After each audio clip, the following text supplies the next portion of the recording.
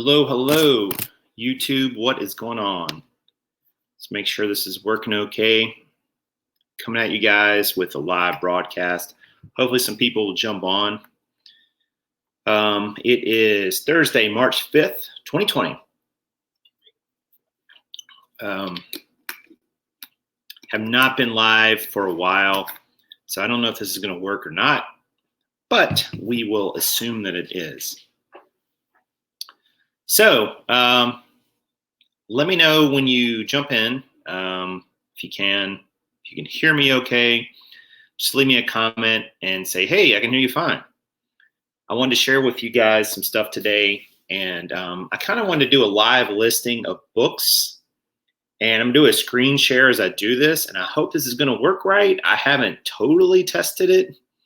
There's Karin. What's up, Scott Landshark?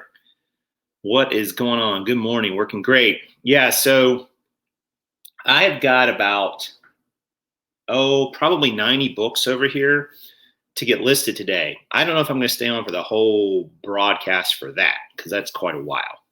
But I am going to try to get those listed and share with you my screen as I do them. So hopefully you guys can kind of see my process. Maybe it'll make sense. And you can ask any questions you have, or, make fun of my pricing, whatever you want to do. But I'm here, I'm ready to go. Kavita, this is good stuff. Apple cider vinegar tonic with live probiotics, not dead probiotics, but live shameless plug. I am not an affiliate. I'm not a sponsor. But anyway, this stuff is pretty good. It's got a little kick to it though, so be warned. But I definitely want to let a few people kind of filter in as we go. And if you have questions, please type them. I will be looking at the chat.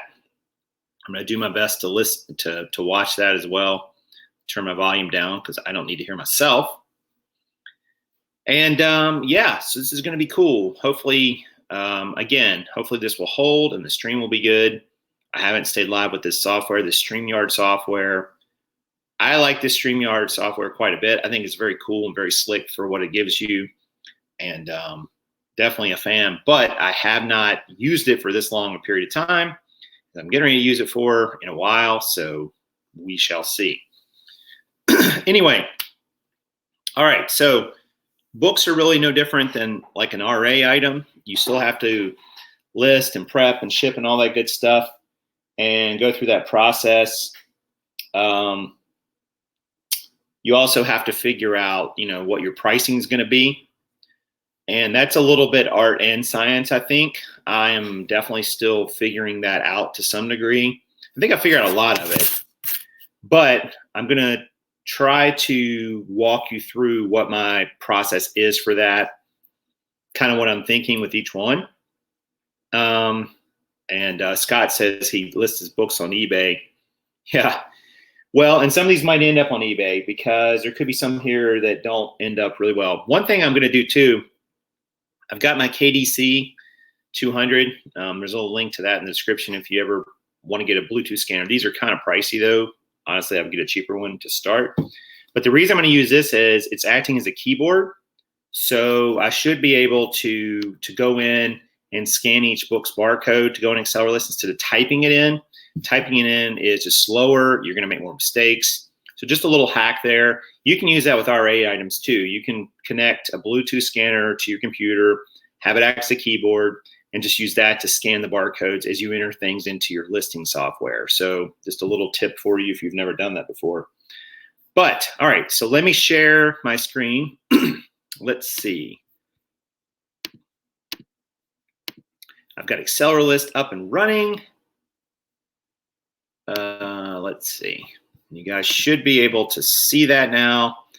This is what Accelerlist looks like, and I will kind of walk you through what I'm doing. I've already listed a book on it because I just want to make sure it was working correctly and everything. I'll kind of hold up the books too as I go. This book, which is Food, What the Heck Should I Eat? Always a good topic, right? But and you can see that book has a net profit expectation of about $565 with a $125 buy cost. Actually, the buy cost is wrong, and I'm going to edit that right now. I've got this buy cost in here Over here on the right, you have batch settings where you can apply one thing to this whole batch. So now everything else will have a buy cost of 1. I'm using a custom SKU template, but my template just says when I'm listing it and what I paid for it. It doesn't say anything else. I don't do suppliers. You can do that if you want. Let me go back in and edit this one for a minute and just make it $1. And let's see. This is 1,100 ranked book. So this should sell like pretty much instantly. And I listed at $16, which I'll get into my pricing for my other stuff here in just a moment. So I've got a big book I'm gonna list here in a minute too that's really pricey. I'm gonna kind of like, it should sell maybe for $200. So that's kind of exciting. So hang out for that. That's coming up, but I'm gonna wait a moment or two before I do that one. One thing I just noticed I forgot. This is a rookie mistake. You can see there's a price sticker here on this book. I don't remove other stickers, but I do remove price stickers simply because it looks like Thrift Books sold this book at 1.2, which is interesting. Like Thrift Books, I don't know if you guys can read that. Thrift Books is a big seller on Amazon, and they sell a lot of lower price books and so on. I'm always excited actually when I see that a big seller's FBA F and SKU label is on a book, because that lets me know that somebody probably bought it. Now it could have been disposed of and ended up in the source you're at, but there's a decent chance that somebody bought that book on FBA, which means they might buy mine. So I'm not discouraged by that at all. I know some people are. They're like, oh, this is probably just a $6 book and not worth anything. I disagree, but it's up to you. All right. So I need Karin here with her Scotty peeler to peel off these labels. So this book we picked up the other day at a. Oh, let me share one more thing I have too. I also have some rubbing alcohol and a rag. That's for anything that's like any really big smudges or anything that'll come off. And you gotta be careful of that because you can definitely screw up a book if it won't take that rubbing alcohol. But the rubbing alcohol evaporates really, really quickly. So I think that's always a good tip or a good thing to use. This book we got the other day at a thrift store. It's called My iPhone for Seniors. So we're gonna scan that one and we're gonna see what it comes up. And we use our little Bluetooth scanner and it comes up, it's a, let's see. Now this is interesting what they give you now because they will show you all kinds of info here on about how many per quarter you're likely to sell, 76, which is great. 389,000 rank, that's a great rank in books. I could sell it right now back to sell back your book for 392, but I'm not gonna do that. And then I see all the prices down here. Excuse me. Amazon's on it for $15.46 good, which I'm going to list this as a good as well. And then what you do is you just go in and you click on the price you want. You can see these are like highlighted and so on. It's obviously not a new book. So I'm going to go ahead and try to sell it at Amazon's price, $15.46, which would give me, and it breaks it down, all the fees are over here. You can see everything, profit margin, yada, yada, yada. That would give me a profit of $4.54, which is pretty good on a $1 buy cost. I have in my SKU, I already have good selected. I usually list in good. I usually don't list any higher than that unless there's some specific reason. I'm using the books filter. My notes are just this, unless there's, and I can add certain things like highlighting, pre-owned library, underlining, yada, yada. And it just increments the SKU number by 1 to 2. So it'll have this SKU number right here, $1, and then the date, and then you click add to batch. And then once you do that, it should print out a label. Let's see if my label printed out. Let me come back up for a second so you guys can see it. So you can see your label looks something like that.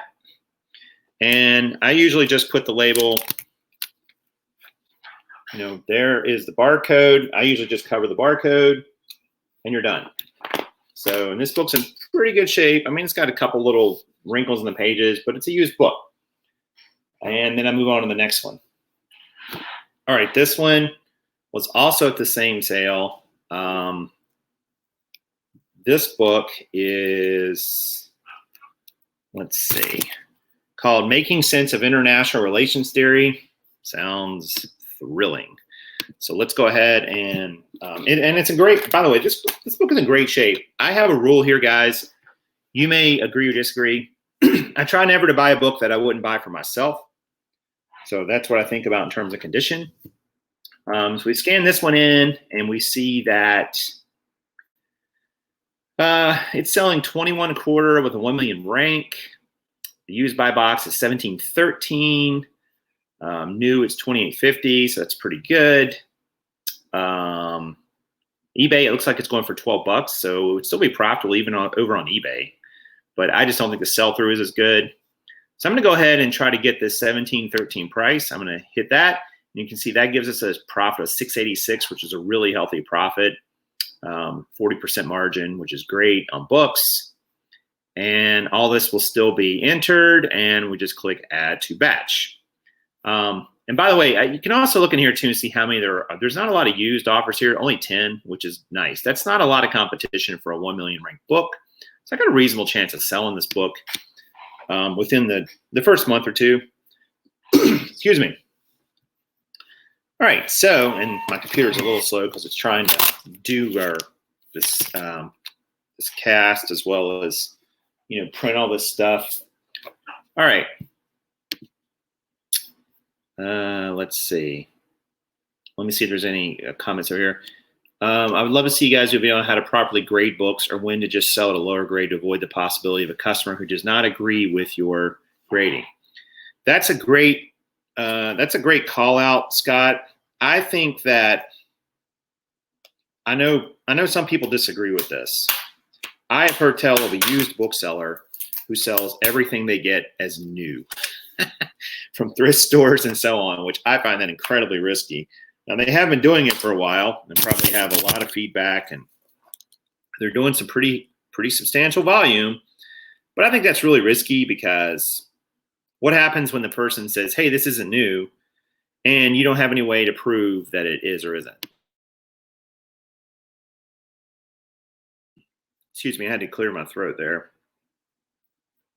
I think you should always under promise and over deliver.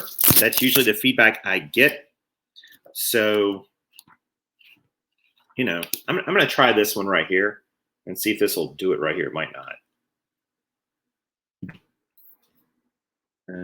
Did it come up? It did not.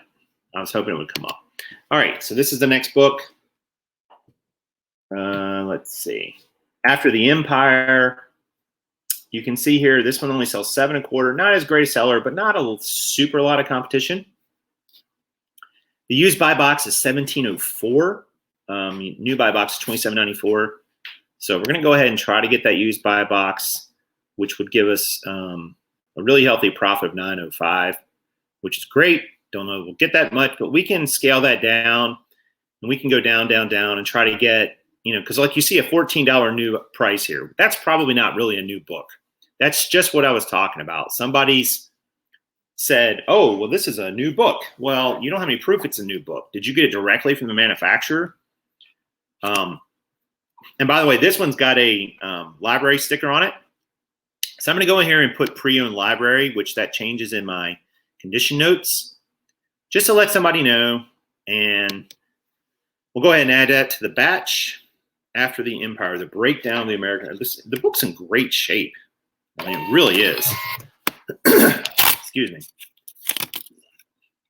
And so the cool thing about, your Dymo 450 printer, when you need an extra label, you just hit the feed button at the front, and it prints out the blank label, and you can cover up things like this weed, which is what they use to get rid of books in our library system. So hopefully that answered the question. But yeah, we could definitely do a video on that. I think I think spending a lot of time grading books is kind of a waste of time. And the reason I say that is because I don't know how much difference it makes in whether or not somebody buys it and the price, you know, you can get a little more for slightly better books, but with a lot of books, I don't really think it matters that much.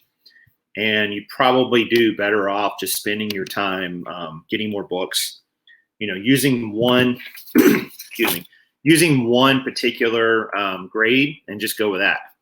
All right, next up is this book called Confessions. You can see the rank is 137K. It's selling quite a few. It's selling, you know, what is that, 40 some, almost 50 a quarter, which is great, or 50 a month. So, and the used buy box on this was $12.54. And that's kind of common because as you get down to the better and better ranked books, they tend to be like really fast moving books that people really like right now, but there's a lot of competition, a lot of people selling it. This one's actually not too bad with only 41 used copies. That's not crazy for this ranked book. I have seen sometimes this ranked book have, you know, 100 copies. So I think we got a chance of getting that used buy box. The problem is the new buy box is right at it, which kind of stinks. But we're going to try it. We're going to try to get a little prime bump here at $12.54. And again, you know, we can always price down. This book's in okay condition. I'd still going to rate it as good. If we got $12.54, we'd still have a great profit. But even if we have to drop it to say like $9, like let me show you what happens. Like let's say you've really got to drop the price on this book over time. Like $9 with FBMs of 7,869 is about right. You still would net $222. Is that great? No. But I tend to think if you can net $2 on a book, it at least pays for your time to prep and ship it and to get the book for the most part, in my mind. Anything under $2, it starts getting a little problematic for me. But I'm going to leave it at $12.54 for now. We'll see if we can get a sale on it. I'm going to add that to the batch. And we're just going to keep moving forward. Haven't really had to clean up too many of these yet, which is great. You can see that so far our net profit is $31.58, which is not bad for just 5 books. And again, we will probably get okay, let's be clear. You're going to get less than that as you send these books in and, you know, they start not selling or selling. I always give you're going to get less than that. So I always give these books to kind of go through like this. Now this book's got some stuff on the back. I don't know how well you can see that. Let me look at this. You can see like it's got a bunch of spots on it, but it's a glossy finished book. So I'm guessing that the alcohol, the rubbing alcohol, and I use 91%. I'm guessing this is probably going to take all this off. I remember getting this book and thinking, you know, I think that's all going to come off and we're going to see. Okay, that little part over there is coming off. And you know, this is one of those things where like you could sell it with these spots on it. It looks like maybe somebody spilled coffee and it splashed and it got on the book and it just stained it. I'm not sure it's coffee, but it looks kind of like that color. And could a customer clean this off? Sure. But this is like if you're selling clothing, you know, some people, that used to be a big debate back in the day. Should you wash used clothing before you sell it? Which is a massive amount of time and resources to do. And unless it's high dollar amount, I don't recommend it. But yeah, I'm going to go ahead. Oh, it's almost done. So yeah, this is all coming off. Rubbing alcohol is the truth. I'm telling you, don't use it on the clothy type covers of books because it will 100% destroy the color. Take the color out and now you got this big discolored spot on the front of your book. If you're in doubt, if you think it might hurt it, don't do it. You're better off either just not selling the book, you know, donating it back somewhere, or disclosing it in your condition notes if you want. You can do all those things. So now you can hopefully can see the book looks pretty clean there on the back. I got it pretty good. So this is this book is, let's see, let's go ahead and scan it. This is kind of a textbook, sort of, I guess. So it's a bit higher. Yeah, I don't know that this one will really sell for this. So you can see it's selling 129 a quarter. Now the merchant fulfilled items are 24 bucks. So we know we can probably get at least, $24. The lowest price used is Amazon's on it for 55, which is not a bad place to start. And if you're in doubt about any of this, Accelerlist, has you can add links up here. Like I don't have a link right now in Nikipa, but I think if I opened this up on Amazon, it would tell me that. And by the way, there's more. There's a lot of FBA offers. So we're going to be optimistic here. And I remember getting this book and thinking, yeah, this one's pretty good. Even Sell Back Your Book is offering $7.14. Now it's only going for $14 on eBay. That's a little concerning. But, sometimes eBay just has really low prices. We're going to go ahead and try to get the $54.99, which would be a great profit of $39. It is selling quite often. Let's get this bad boy in. It's actually in really good shape. I mean, I don't even think there's highlighting. There's a little bit of highlighting. And I have a highlighting and underlining tabs. Book contains highlighting, book contains underlining. Those are notes you can set up in Accelerlist. And anytime you see that in a book, you can just click them real quick and it'll add it. And let's add that to the batch. And now that'll probably double our profit, that one book, which is ridiculous. Yeah, we're at $70 in profit already, potentially. I would say, that profit is going to go down and down and down and down. Like it's not going to be $70 by the time all these sell. Time for some apple cider vinegar tonic.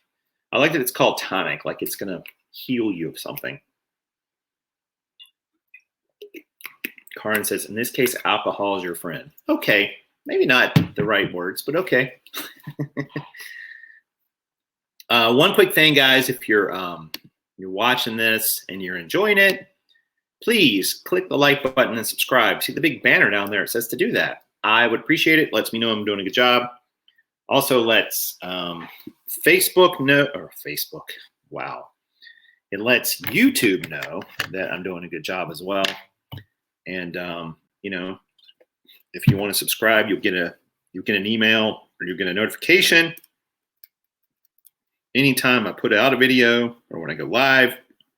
You can click that little bell and so on. So thank you very much for that. All right, let's get back to the books. What have we got next? This book is a library book, and it's about Alvin York, hero of the Argonne. Excuse me. So let's see. What does Alvin York's book come up as? A little bit of nonsense here on the back, and I'm taking a little bit of rubbing alcohol to get rid of. You see this book sells pretty good, 145K rank. We've really been trying to get better ranked books lately. 24.55. The used offers are great at 17.88. So we know this is a good. I mean, to me, if I could sell every book for 17.88, I'd be very happy. But Amazon's on it for 21.25, so a little bit of a prime bump. We'll try that. We'll see where we land.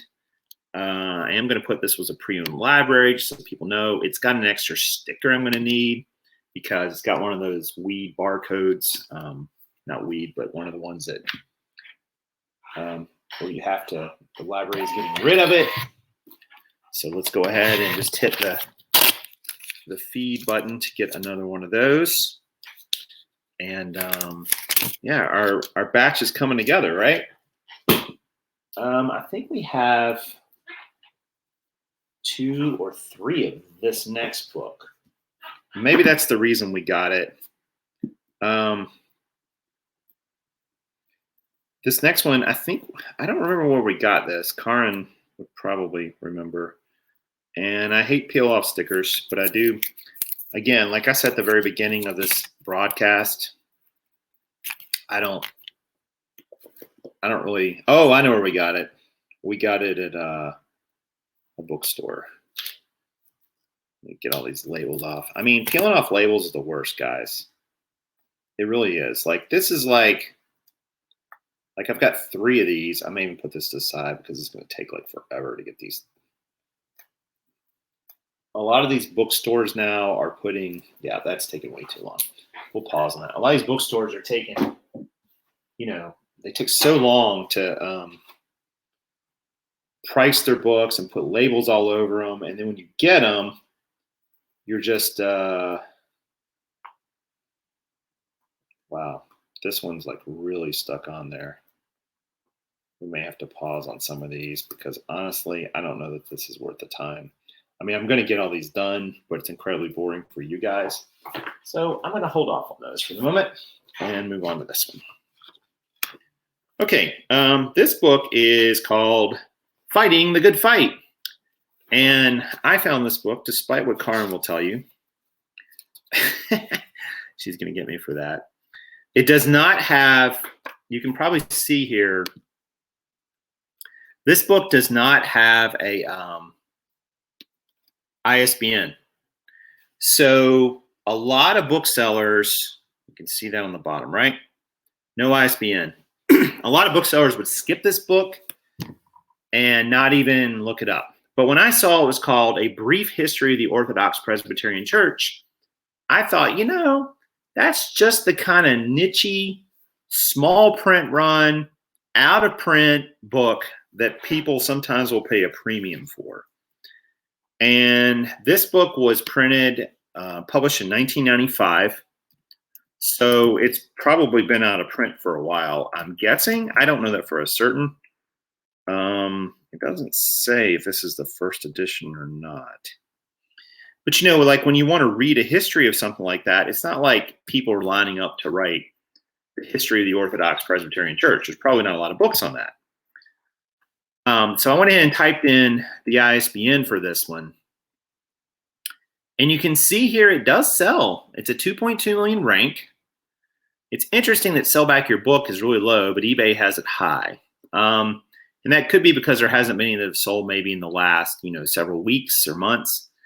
I really need to add Keepa here. I just haven't done it yet. But this particular book, you can see even merchant fulfilled is $28 is the lowest price.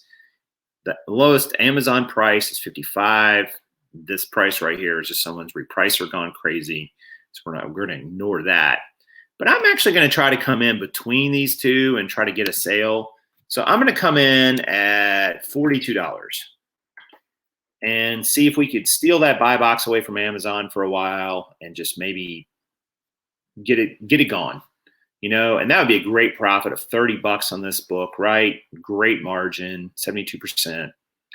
And, we're added on. So, the moral of this story is don't sleep on the books that don't have ISBNs because quite honestly, you're passing up some great books. Now, I'm not suggesting that you should spend all your time looking up ISBN only books.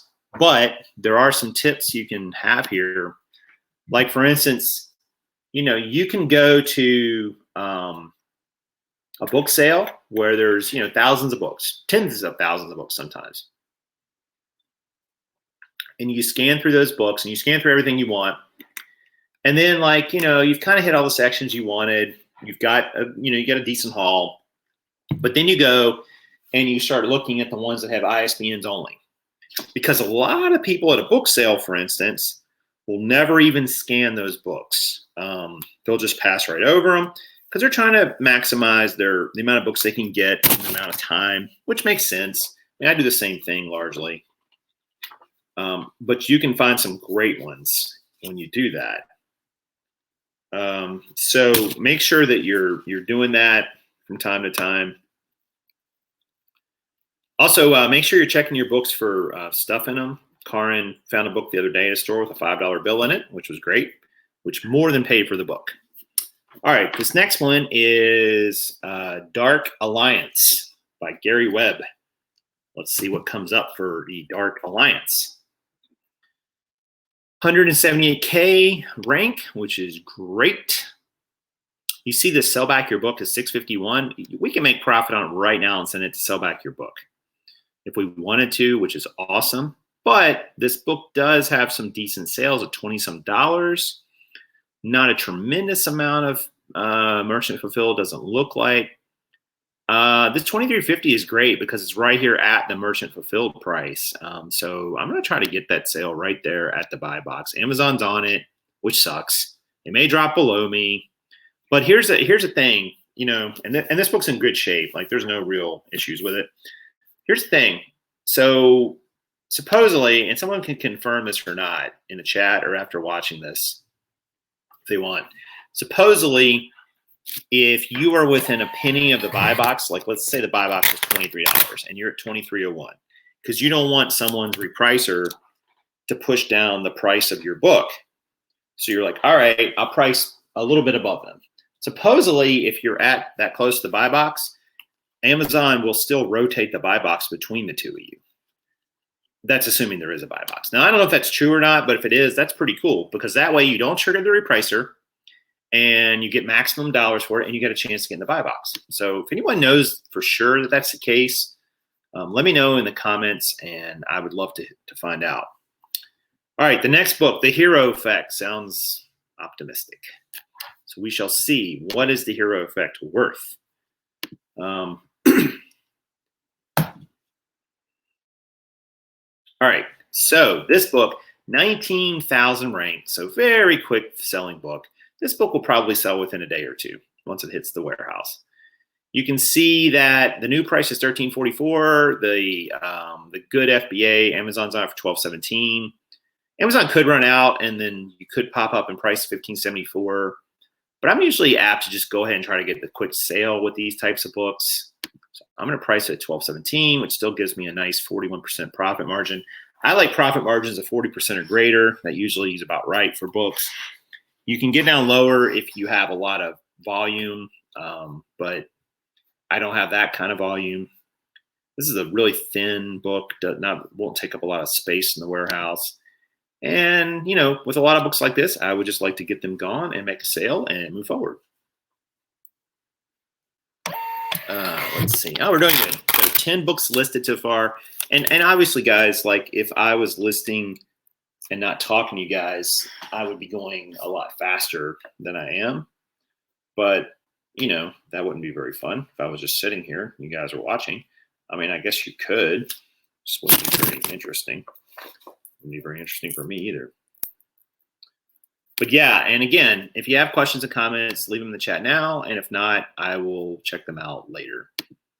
All right, so next up is Interpreting Our Heritage by Friedman Tilden. So let's see what Interpreting Our Heritage comes up as. 73,000 rank, really good. The used buy box is actually higher than the new buy box, so that's a little odd. That happens from time to time, and it's Amazon in both cases. That's pretty funny. I might actually price a little below these two because I'd like to get that used buy box and just sell this book and move on. So I'm going to price this at $15.75. Would be a great profit of $8 nearly, and I'd be very happy with that. We'll try to get a quick sale and move it on down the road. Adding to batch. Yeah, this book's in nice shape. I mean, again, source books, guys, that you would want to have in your library at home. Like you'd be okay lending a friend to read because it's in good shape, you know? I just think that's always a good way to do that. Again, I always just kind of give a quick glance through the pages, look for anything crazy like writing or anything way out of place. This book is called Dancing with the Devil. 474,000 rank. Actually, this used buy box looks a little. This book, now that I'm looking at it, is maybe not such a great buy because we see here the merchant fulfilled prices are pretty low. There is a used buy box price of $18.76 because the new prices are really high. I mean, we'll try that. You know, that's Amazon very good. We'll try a little below that. Maybe we can steal the buy box from them and sell this. But I'm a little concerned because there's a lot of lower price ones here because people, you know, do shop price. Although there is a buy box, it looks like. So maybe we can get that and steal the sale before anybody even notices. It's in good shape, really good shape. So we'll see if we can get a sale on that one. And if you guys have any comments on my selling strategy, I would be more than welcome to hear them. I'd be all ears, because I don't know that, you can kind of like outthink yourself on this stuff a lot of times, I think, and just, ultimately you want to sell books, and ultimately you just don't want them sitting around, right? I mean, that's really what this is all about. So, whatever will sell the books the fastest and for the most money possible. Let's see. This book's got a little heart drawn in the back of it, and it's got a smiley face. This is another one of those interesting books. It's called Haunted Uwaris. I'm probably saying that wrong. I think it's a national forest here, and it maybe used to be a Native American tribe. Or still is, I'm not sure. All right, so again, these local books like this can come up and be pretty good. Yeah, so this one, I don't know that this one, it hasn't sold in this quarter. Or because it's 4 million rank. It's projecting 0 per quarter, and there's not a lot of sub-IQ book. I got this one just to take a flyer on it. And these prices over here are really high. But, I have no way to think that it's ever sold for that. So I'm just going to be really super conservative here. And I'm just going to hope somebody will buy it for 25 bucks. Because again, it's one of those books that's probably out of print.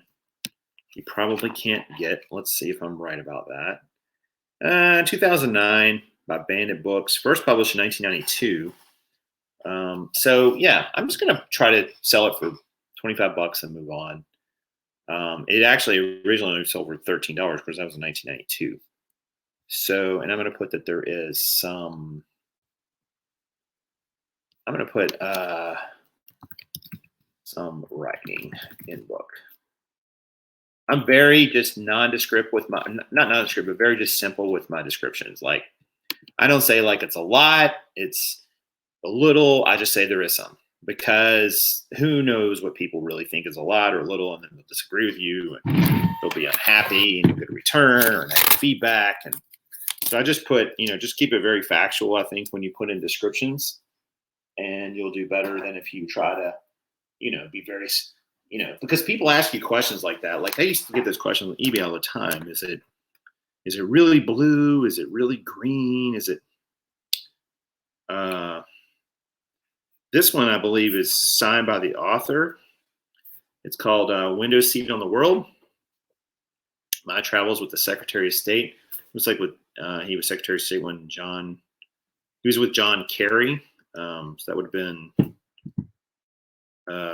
during the Obama presidency. I don't remember exactly when he was Secretary of State. And this particular book, the used buy box 1574, it's okay rank, 822, not that great. We'll try 1574 right at the Amazon price. Again, we'll price down from there. I don't know why it's so many fees on this book. It seems like it's kind of high fees, but I guess it's not too crazy. 15 estimated fees 906. That seems a little high. But yeah, this book is in really good shape, and it's quite heavy. I am going to put that it was, and I probably need to put a note for this, signed edition, because it looks like the author. Ooh, I need to learn how to spell signed. It looks like the author signed this. I don't know that it is the author for sure, though, so I hate putting the author signed it, even though it looks like it's the author's name, because somebody maybe forged it. How do I know? I don't know. I don't know what Glenn Johnson's autograph looks like. Not an expert. So we will let the buyer figure that out. Make sure I'm not missing any price tags. Looks like I almost missed one on this. This had a $1.50 price tag on it. So I think you should always remove these, because one, it's just a better experience for the buyer.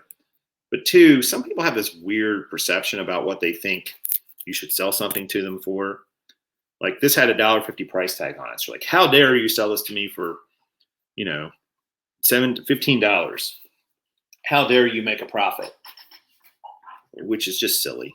But, you know, people have that in their mind, like, oh, I don't want you to make, you should only get this much profit.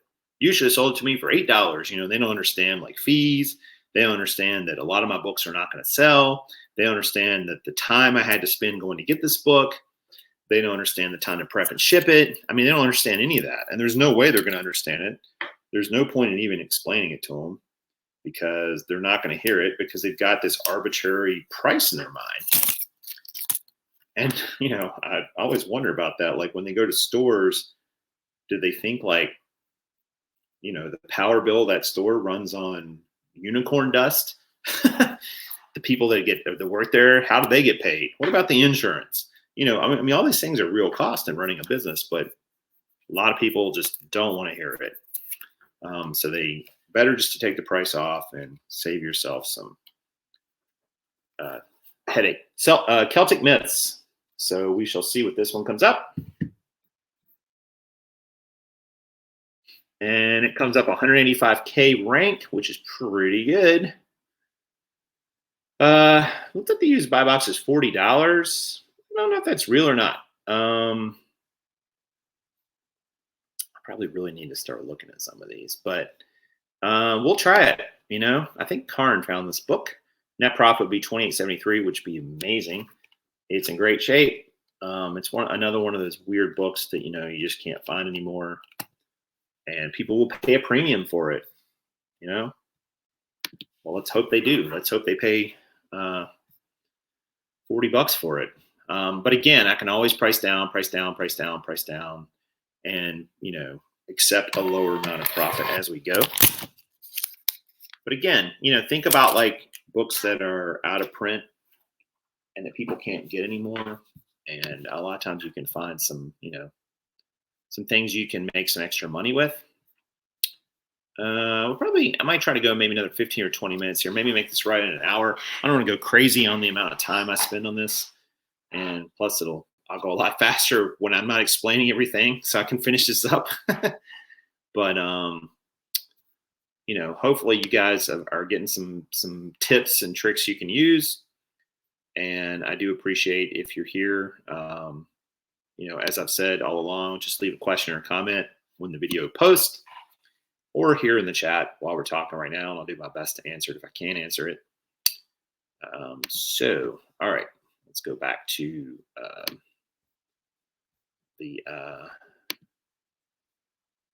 how many, and by the way, by show of hands, like, and I know not everybody's gonna answer this, but you know, how many of you in the chat are booksellers? Just type, you know, bookseller. Just like to kind of hear, you know, how many people out there actually are a bookseller, or maybe you're thinking about being a bookseller. So either one will be fine. I just kind of like to see who else is a bookseller. What do we got here? We've got this is all the kinds of things you find in books. Like this is an article on, this was in a book. It's an article on acid reflux. So there you go. So if you need any info on acid reflux, I got you. Looks like it's just a printout of a bunch of web pages. Yeah. So, and this is a book about the healthy gut. So that kind of makes sense, right? If you have acid reflux, you've got some issues with your gut. You definitely want to get those taken care of. All right. Let's see. This book, 773,000 rank, which is not bad. The new buy box, $24.99. Uses $15.71, which is probably where I will land. There's some lower merchant offers, which is a little concerning, but we'll be hopeful and that we can steal this one away from Amazon and make $5 a profit, which would be great. And you know, again, if you're pricing your books higher, I think this is part of the game. Like if you're a bulk seller, I guess this is different. But if you're not a bulk seller, if you're just, you know, thrifting books and finding them here and there, then you want to price them higher, I think, because then that gives you some ability to, you know, lower the price and still make profit. But if you start kind of like at the bottom, you know, if you're like, oh, well, I want to make $2 on this book, and you price it at a $2 and it doesn't sell, you got nowhere to go. You just got to hold there. Just think if you could have priced it higher, maybe gotten a sale for, another couple bucks or so. And that adds up when you start talking about hundreds or thousands of books over the course of a year. It's a lot of extra money you can have in your pocket. So I think you should price higher. I think you should try to hold that price as much as you can. If one person comes on the listing, if everybody's like around your price and one person comes on the listing, they're substantially lower, you got to hold. I mean, if you can. I mean, it's tough when it's like a lower or a worse ranked book because it's probably going to set a while anyway. Okay, so this book is called Flower Origami. And these types of books are kind of these crafty books like this.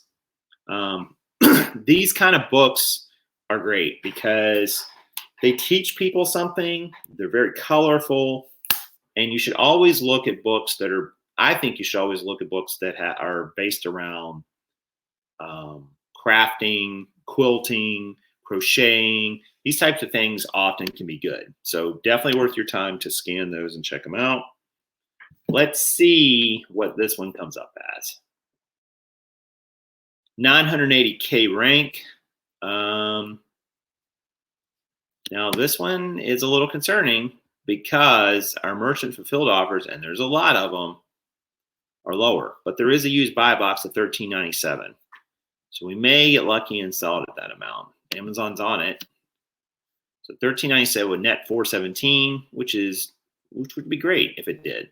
Even if we had to sell it at like $12.50, we still are making a decent profit. But always look at these books that are based around, crafts and things like that, because they're providing something that people can't normally get. They're providing an extra, I don't know what the word is. They're providing a skill set, or a way to do something that they're not able to get on their own. Oh, this one's going to need an extra label. It's got 2 barcodes. I love these 2 barcode books. And, all right, let me grab a few more, and I will do said larger book here at the end. The one I found a couple weeks ago.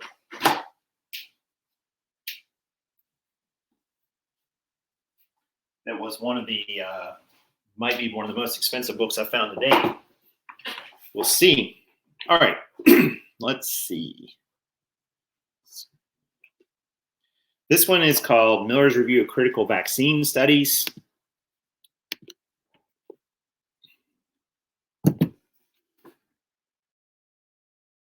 So peel off the price label. I'm going to check price labels on more of these. This book sells a lot. You see the rank is only 9,600, which is really good for books. And the used buy box is 1 penny less. Yeah, I don't know if it'll sell for that or not, but it might because the merchant fulfilled are pretty high too. So this is unusual. Like, I think when you find a 10K book, a lot of times these books that are ranked 10,000 or better, they're selling for like, $850. But this one's actually selling for a bit. So $14.47. We would actually make $602, which is fantastic. And because it's such a great rank, it should sell like probably the same day it hits the warehouse. I have a feeling it might. So I'm going to go ahead and add that to the batch. There's nothing really wrong with it. Excuse me. A little bit of staining on the outside of the pages, but nothing that will take it out of the good range for sure. You can even argue it might be very good still. This one is a fiction book. I don't scan. I've had people ask me before, do you scan fiction? As a rule, no. But there are fiction books that will sell. Anything that's like sort of sci-fi and fantasy has some potential. I don't know why I scanned this one. I think I think this is a library. It's called Aristotle and Dante Discover the Secrets of the Universe. But there are some fiction that come up and meet our criteria, and this one did. Let's see if it's. There we go. Oh, it looks like I've sold this one before, like years ago, like 2 years ago. I'm going to list with a new MSKU because I've probably got rid of that one, but that one was still in my inventory. And that's something cool about Accelerlist. It will pop up and show you if you've ever listed something before and sold it, and had it in a batch. And you can use that same MSKU if you want. I don't typically use it a lot of times because a lot of times maybe my price changed or my pricing or my cost changed, my pricing changed. And you can see like this one. So Amazon's on at 16 for very good. Here's a very good 15.95. Here's a 10.99 at acceptable. The used are a bit higher at 8 something. I'm going to probably try to come in right between these two prices. And I'm going to try to come in right around 12.50, which would net me 293, which is not great, but I bought it. I think we went to a library sale, and this was one of the only ones we got. So, we kind of made it happen. It always not a library sale, but just a library that was selling some books. It wasn't like a sale. But still, we're doing pretty good. I mean, we're averaging over $10 profit a book at this point, which is great. If we could actually have that, we probably will not make that much because, and you got to remember too, not only will some of your prices tank and your prices will drop, but also your some of your books just won't sell, and you will have to discard them. Okay, so this one is called Diet: The Truth About Low Carb Diets. So let's see what this one comes up. This one comes up as a 512K rank, so not too bad. New by box 14.95, used by box 12.74. Amazon's on it for 12.74 here. Yeah, here's a 10.25 good. What does that get us? Well, that gets us 3.28. So just sort of an average kind of book. Our profit margin there is only 32%, a little bit lower than I'd like. But when you're out scanning and you scan a book and it comes up as an accept, I mean, are you going to put down $3.28 of profit and just leave it? Like, imagine if you scan, here's the problem. So imagine if you're out scanning and you scan and you find 10 books and one's worth $10 profit and the other 9 are worth $3.28 profit each. Would you really put all 9 of those back? I mean, that's putting back like 28, that's putting back like $30 of profit nearly. So, and you think about, well, that one only making 3.28, true, but there's an opportunity cost. Like, you're there, it's in your hand, you could purchase it, you could get it, you can make money on it. So you have to decide kind of what your time is worth there, and go from that. So we'll do one more, and then I'll do the big finish. Is that really a thing? Let's see. So this book, a little bit of a little dog ear there. It's still in really great shape. It's called Energy Medicine, and it looks like it's kind of textbooky, but not exactly. And this one comes up with 2 different things here, and it looks like somebody probably had a listing up at one point and then didn't follow through with. There's no even actual image. This is the book, as you can see clearly, and this is a good book. The new buy box is $39.62. Used is $45.90. That's kind of interesting, and they're both Amazon. Amazon does crazy stuff like that sometimes, but I don't know why they have it at new. It looks like they've created 2 listings for this book, maybe. The merchant fulfiller $37.50. Yeah, this is always kind of tricky for me, but it's actually a great rank, 69,000. I don't really see how it sells at $45.90 when the new is $39.62. So I'm going to price it actually at this highest merchant fulfilled. I mean, that's a great profit, $24.18. If I got that, I'd be ecstatic, right? And we will, everything else is good with it. We'll add it to the batch, It only needs, I don't remember where we got this one actually. We only need one label for this one because it is just one barcode. All right, and the last book I'm going to do today is this monster that I almost put down, that I almost didn't scan when I was there. This was at a library here locally. Let's see if it still comes up to be so good. I don't know if it will or not. But I almost didn't scan this book because I found like nothing at the sale. This one particular library was never. I mean, it seems like it's gotten worse and worse. It seems like they've gotten less and less books, and now they mixed in all their fiction and nonfiction together, which is so annoying. If you're a book scanner, you know what I'm talking about. Like when the fiction and nonfiction are mixed together, it is incredibly annoying. But when I saw the cover of it, I thought, huh, that's kind of different. You know, again, anything that's different or that you haven't seen and has a niche can be good. So this book is called Holsters and Shoulder Stocks of the World. Now, apparently, these are even hard to find, like these shoulder stocks for guns and so on. I don't know much about them, but they're kind of wild looking, like, right? You know, it's like a shoulder stock for a pistol. And this book did not have a barcode. So I'm going to have to type it in. 773X. But by the way, Scout IQ, which you can also find a link to in my description, it has an ISBN lookup feature. So you can scan the book and hit a button, and you can actually have it grab the ISBN and put it in. You don't have to type it in, which is nice.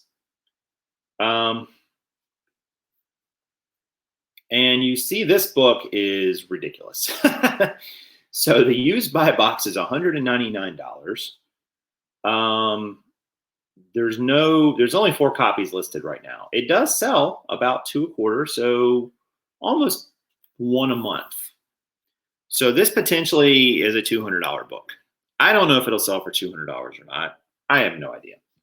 But I'm certainly going to list it at that and hope for the best. So it has been. I don't have the keep it chart here in front of me. Actually, I could probably show it to you. If I show it to you, you'll see why I really picked it up.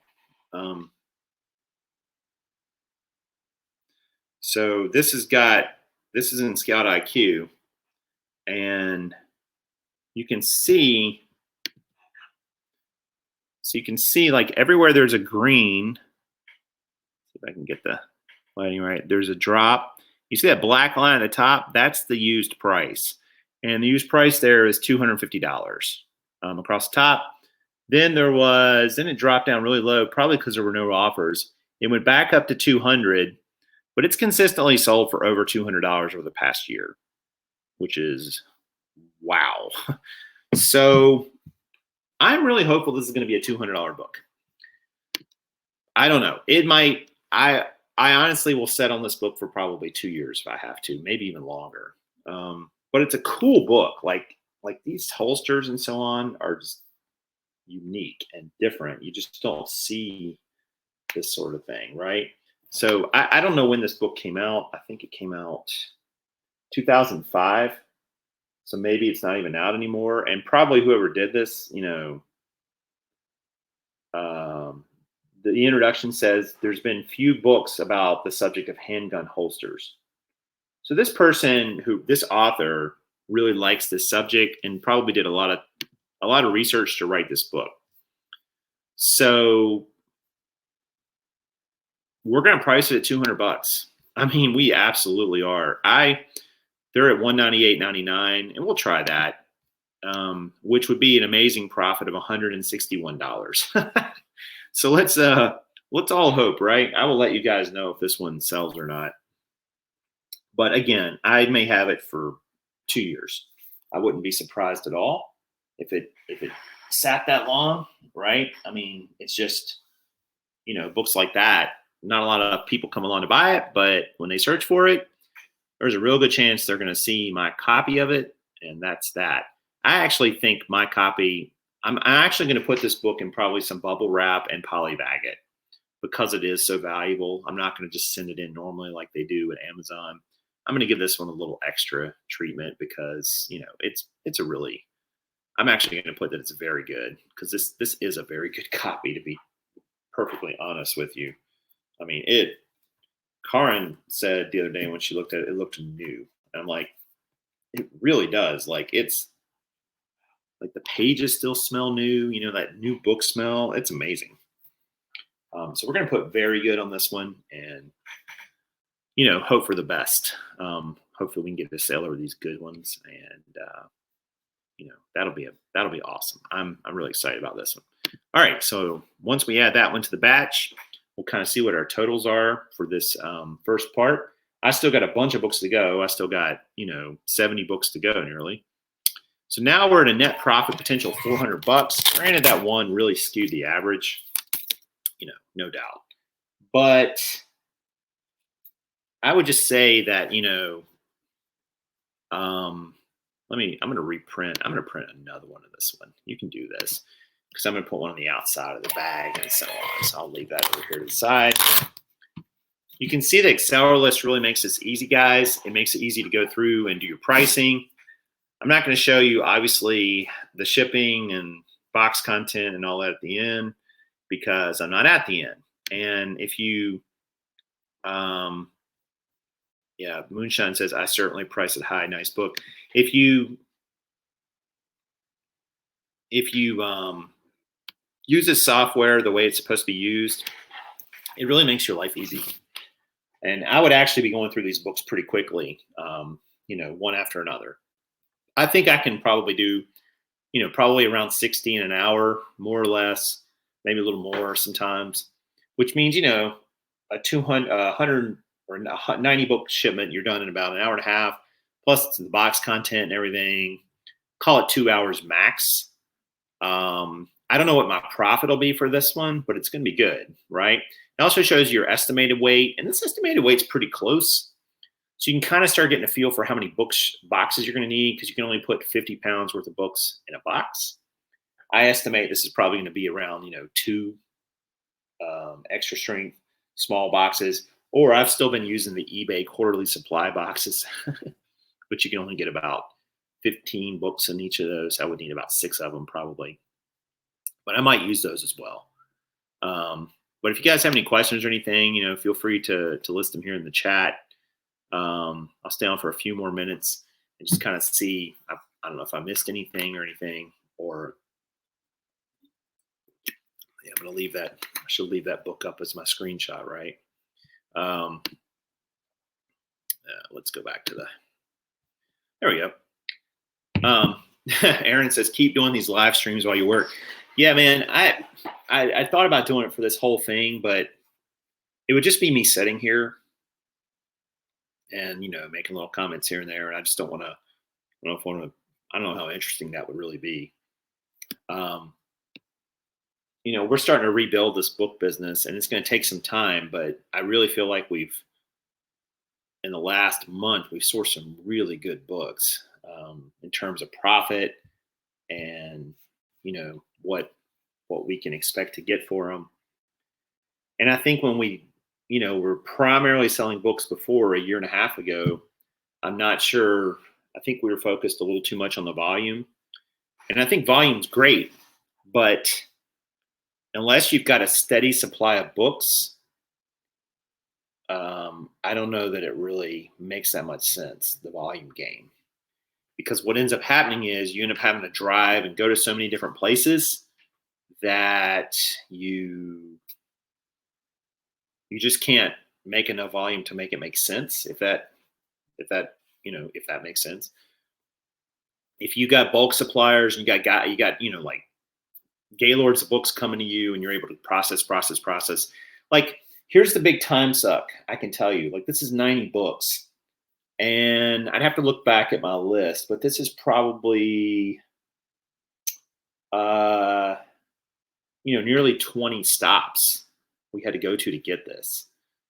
You know, so that's a lot of time, you know, driving around and doing the scanning and so on, where I think we only scanned, this is probably around 2,000 scans somewhere in there, which doesn't take that long.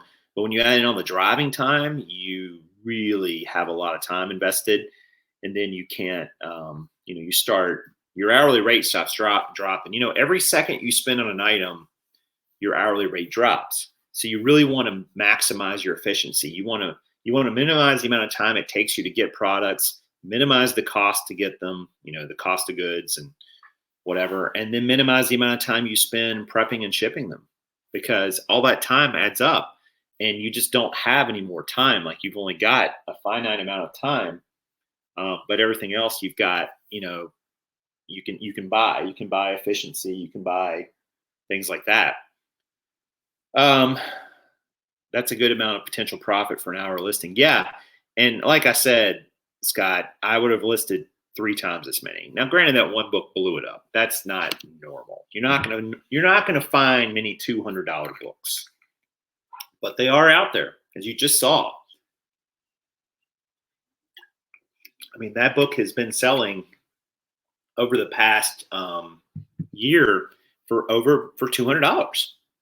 So it's a $200 book. I mean, there's no other way to look at it. So you will find those, and they will blow up your averages from time to time. But ultimately, you're going to find a lot of books you're going to make $5, $6, $7 on. We kind of have in our mind, we want to make at least 5 as a net profit before our operational expenses or taxes or anything like that. So it's not technically net profit. It's more like gross profit, I guess. So we factor in that into our triggers and Scout IQ. One of these days I'll have to do a video on that. But I think that, you can set that number for whatever you want. You could say, hey, I only want to get a book that's $10. Okay. You're not going to find as many books. So now you're going to have to spend more time scanning and going to get books. But when you do find them, they're going to be worth more. So it's a trade-off, right? It's like, if you could have, anytime you can get an efficiency somewhere that will help you, you profit. So if you're only going to go find $10 books, $10 profit books, I don't think you're going to find only half as many as me. You're probably still going to find a decent amount. But there's diminishing returns, right? Like, if you're going to pass on lower profit books to find higher profit books, you're passing on a lot of profit. And there's some sort of calculation you can do in there, like, is this worth it? If you can only find let's say you can only find one $10 profit book per hour, just to make the math really simple. Okay, so every time you find a $10, that's a bad example. Let's say you can find 2 $10 profit books per hour. So you're finding $20 of profit an hour. Okay, which is okay. Not great money, but okay. But let's say in that amount of time, you're passing on $5 profit books. Well, you've cost yourself $5 an hour. Any way you look at it, you've lowered your hourly rate because this is the thing. This is what I don't understand about the ultimately, and I know people are like this, like they only want to get the most high profit books. You still will get the high profit books. Like, if you've got 1,000 books to scan in an hour and you pull out, you would actually get a higher percentage of this, but you pull out, 2 $10 profit books, it's $20, but you skip the $5 profit books. You could have got the 2 $10 books and the 5 $5 books. So technically your hourly rate would have been, $45 an hour. Instead it's 20 by only focusing on the high ones. So you got to figure out kind of where that level is for you. And I'm not suggesting you should just pull any book based on if it's any level profit. That doesn't make sense either. You don't want to pull a bunch of 25-cent profit books because you're going to have to do a lot of work to do those. There's work transporting, plus you're tying up capital, plus if the price drops now all your profit's gone. So there's a equilibrium you got to find there with what you're sourcing. But just if you're going to be scanning the books and the book is profitable to a reasonable amount, you need to have a really good reason, in my opinion, to put that book back. And I don't even know what that reason is, because you're hurting your hourly rate if you put it back, ultimately, if it's any kind of profit at all. So I err on the side of, finding a little bit better, dropping that profit requirement a little bit and getting more books. We do not have Gaylord sources, Aaron. I wish we did, but I don't know where I'd put them. I don't have anywhere to put them here.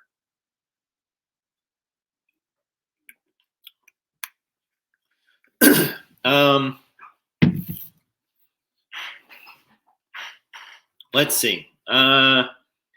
Lori says, are you setting weekly goals, Ray, the number of books you source or number of hours you go sourcing? That's a great question. And right now, Lori, we are basically we're trying to rebuild the book business, right? So I'm trying to be very strategic with how much I spend. And you're going to have to put in more at the beginning than you're getting out. That's just the way books work. You don't sell through books at a 50% or 75% or 100% clip in a month. I mean, for the most part, unless you buy just like only really great ranked books. And then you're not making a lot of profit usually. So we're trying to really be strategic about how many we get out. What we've done, and I really want to be able to share this with you guys in a way, and I'm trying to kind of figure out how to make it make sense, is I've created a route of locations and sources here in our area. And we're trying to hit everything on that route once per month and get whatever we get. Now, I think we're going to get potentially 300 to maybe 350 books a month just hitting that route. That's probably about right. And the reason I know that is because we've done that in the past. We've gone to these locations. I picked the ones that were basically at a threshold, like they had a 2% accept rate or better. And then so we know we're likely to find a decent amount of books and we're likely to find a decent amount of accepts. So that's around 300. And let me look at that. I can actually tell you what that total is. Let's see if I can pull that up real quick.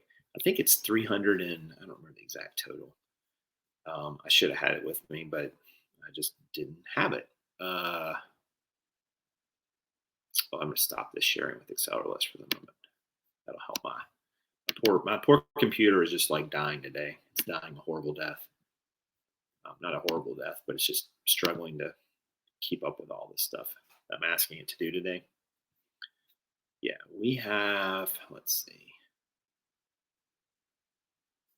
I'll pull that up. I want to say it's 348 books. We have a monthly route that, based on our previous numbers, and this is why I think it's important to track your results when you go places. You have to track them forever. So we're looking at 338. So it's a 338 book route, and we want to hit each of those once per month to start.